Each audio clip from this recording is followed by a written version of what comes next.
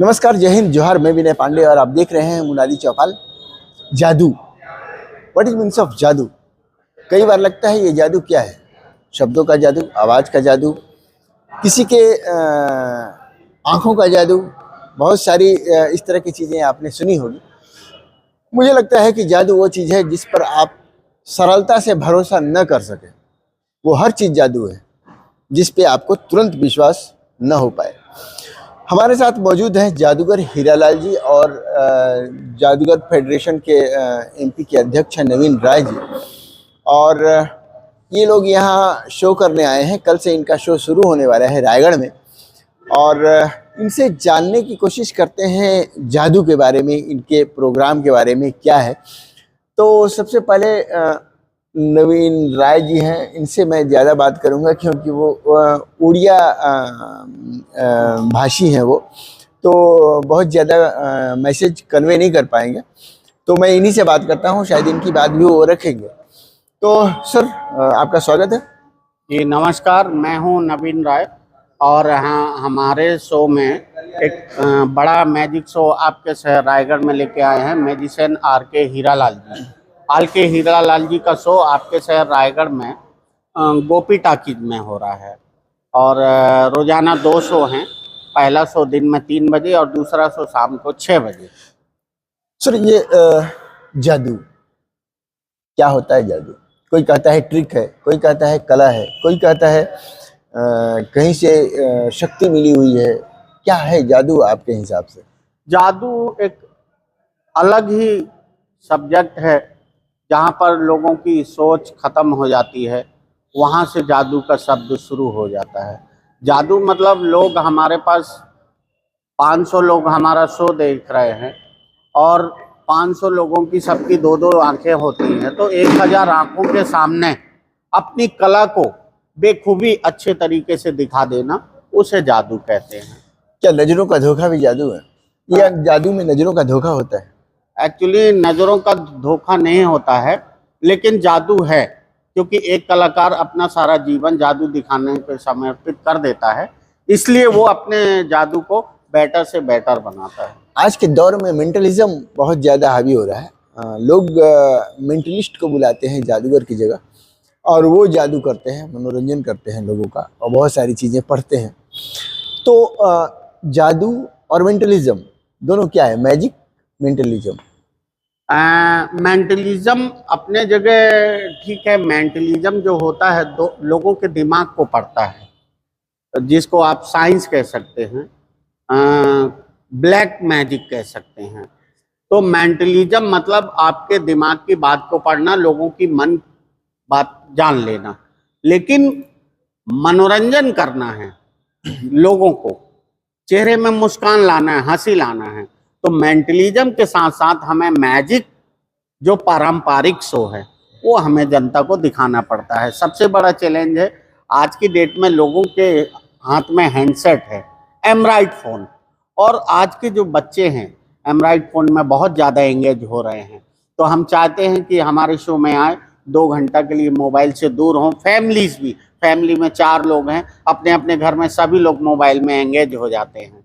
तो सबसे बड़ा चैलेंज है हमें लोगों को मोबाइल से दूर करके 2 घंटा हमारे शो में लाना, और उनके चेहरे पे जब वो जादू देख के जाए तो शो के दरमियान जाते समय उनके चेहरे पे मुस्कान लाना। क्योंकि लोग इतने तनाव में हैं, इतना टेंशन है, बच्चों को पढ़ाई का टेंशन, किसी को मोबाइल का टेंशन, उनके पेरेंट्स को बच्चों की परवरिश का टेंशन, जॉब का टेंशन, वो सारी टेंशन खत्म करते हैं जब हमारे पास लोग आते हैं। हमारे साथ हीरालाल जी भी हैं। Sir, how can you define mentalism? Mentalism ये है कि मनोतत्व, ये माइंड क्या सोच रहे हैं, माइंड क्या कर रहे हैं, ये है मेंटलिज्म। आप क्या चाहते हैं वो हम जान सकते हैं। What is difference between magic and mentalism? वो डिफरेंस वो है, वो मन विज्ञान और ये आइटम, वो दोनों है। इज इट आर्ट, ट्रिक, और दोनों सब आर्ट, ट्रिक, साइंस, हिप्नोटिज्म सब मिला के। Hypnotism also it's part of magic ना? आपके शो का स्पेशलिटी क्या होगा? यहाँ के जो शो है, यहाँ का स्पेशलिटी है ब्लैक आर्ट और मेंटलिज्म, वो दोनों का। मेंटलिज्म। आपने इससे पहले कहाँ किया है? उड़ीसा उड़ीसा में। देता है, वो 100% देता है, वो सब हमको फ्री में मिलता है। वो हाल फल वो गवर्नमेंट फ्री में देता है, कलेक्टर, डिस्ट्रिक्ट कलेक्टर और देता है। इसलिए हमको रेड क्रॉस के लिए परसेंट देता है, वो 90 लाख दे दिया है, तो 100 माध्यम में रेड क्रॉस को पैसे। इनको सर, ये आप उड़ीसा में जो है गवर्नमेंट की तरफ से light free, hall free, publicity free, ये वहाँ की शासन देती है। तो अपने सेल का 15% ये गवर्नमेंट को डोनेट करते हैं। डोनेट करते हैं। अभी आप बोल रहे थे कि सरकार कुछ वो हमें बहुत ज़्यादा सहयोग नहीं करती है। गवर्नमेंट के सहयोग के बिना तो कोई भी नहीं चल सकता, क्योंकि हमें बहुत सारी फॉर्मेलिटीज करनी पड़ती है और वो करने में बहुत तकलीफ आती है। तो मैं तो यही कहना चाहूँगा कि शासन का सहयोग बहुत जरूरी है। क्या ये एक रिकॉग्नाइज्ड आर्ट है? जी, और छत्तीसगढ़ में? जादू कला मतलब एक ललित कला में भी शामिल होना चाहिए। चाहिए, और अभी तक हुआ नहीं है। नहीं, हमने बहुत प्रयास किया। क्या कहती है और सरकार? सबसे बड़ी बात कि नोटबंदी, जीएसटी और कोरोना का लॉकडाउन के बाद भी हम जादू कला को चला रहे हैं। जो हमारे पास हर जादूगर अभी सरप्राइज कर रहा है, हर जादूगर, लेकिन वो क्यों कर रहा है? एक तो भारत देश से कला, अगर हम जादू शो जितने भी जादूगर हैं हम लोग बंद कर देंगे तो ये कला, प्राचीन कला खत्म हो जाएगी। लोगों को एक लाइव जो मनोरंजन मिलता है, लाइव मैजिक शो, वो खत्म हो जाएगा, लोगों का मनोरंजन नहीं होगा।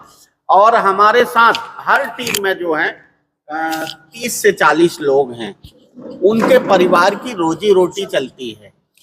एक चीज और जानना चाहता हूँ, जादू के प्लेटफॉर्म से आप अंधविश्वास को दूर करने की भी बात कर रहे थे। किस तरह से अंधविश्वास को आप दूर करेंगे? अंधविश्वास कैसा होता है कि जैसे कोई बीमार हुआ और वो दवा 1-2 बार कराता है, फिर बोलता है ठीक नहीं हो रहा। बहुत सारे मोहल्ले के लोग बोलते हैं इसको झड़वा दो, इसको फुकवा दो, वहां ले जाओ, बाबा के पास ले जाओ। तो वो अंधविश्वास में वो अपनी बीमारी की तरफ ध्यान नहीं देता, वो झाड़ फूक में ज्यादा ध्यान देता है। तो हमारा ये संदेश है, अंधविश्वास से दूर रहें, क्योंकि आज की डेट में सबसे बड़ा साइंस है मेडिकल साइंस। यदि आप बीमार हैं तो आपको डॉक्टर के पास ही जाना वो पड़ेगा। बाबा लोग जो चिट्ठी निकाल देते हैं, बाबा लोग जो फूक करके वो आग निकाल देते हैं, हाँ। और लोग भरोसा करते हैं, उनके बड़े बड़े बहुत सारे भक्त जो बने रहते हैं, उनके लिए क्या कहेंगे आप? जो हमारे बहुत सारे जो ऋषि मुनि हैं, गुरु हैं, उनके पास, ऋषि मुनि की बात नहीं, आजकल के जो बाबा लोग, नहीं, कुछ लोग हैं जैसे बहुत, उन लोगों के पास थोड़ा शक्ति है। बाकी लोग अपना एक धंधा चला रहे हैं। ट्रिक है, सबके पास ट्रिक है। और है कुछ लोगों के पास जो हमारे सदियों से सनातनी हैं, तो उनके पास है दैव्य शक्ति, वो लोग दिखाते हैं। लेकिन मैं ये चाहता हूँ कि यदि कुछ भी होता है तो सबसे पहले आप मेडिकल की तरफ जाएं, मेडिकल साइंस ही देखें, बाबा की तरफ नहीं जाएं। मेरे हिसाब से वहां जाने के बाद आपको संतुष्टि मिलती है, आत्मिक संतुष्टि। हम मंदिर क्यों जाते हैं? साइकोलॉजिकल इफेक्ट है। जी, मंदिर क्यों जाते हैं? भगवान के दर्शन हो गए, हमें खुशी मिल गई, हमें शांति मिल गई, है ना।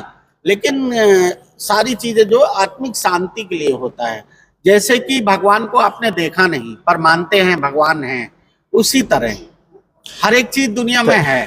Thank you sir. तो ये थे नवीन राय जी, और हमने सुना हीरालाल जी जादूगर को। इनका एक जो सबसे अच्छा जो प्रोस्पेक्टस है यहाँ जादू दिखाने का, वो ये भी है कि लोगों के बीच से अंधविश्वास को दूर भगाना। आस्था और अंधविश्वास के बीच में एक जीना सा फासला होता है।